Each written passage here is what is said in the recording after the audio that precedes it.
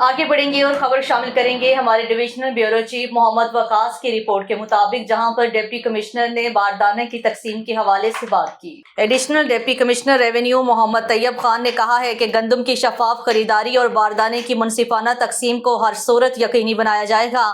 उन्होंने इन ख्यालात का इज़हार किसान इत्तेहाद के वफ़द से मुलाकात के मौका पर किया।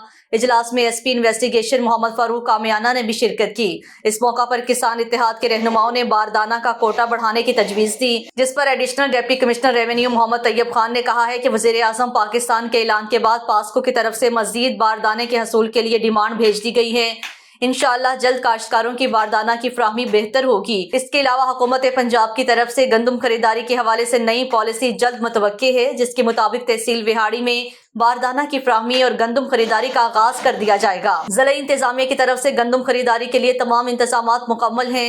Additional deputy commissioner revenue Mohammad Tayyab Khan ने डिस्ट्रिक्ट फूड ऑफिसर को फ्लोर मिल्स मालिकान, आड़तियों और चक्की मालिकान से मुलाकात के लिए इजलास बुलाने की हिदायत की, ताकि अवाम को सस्ती रोटी और नान की फ्राहमी यकीनी बनाने का सिलसिला जारी रखा जा सके।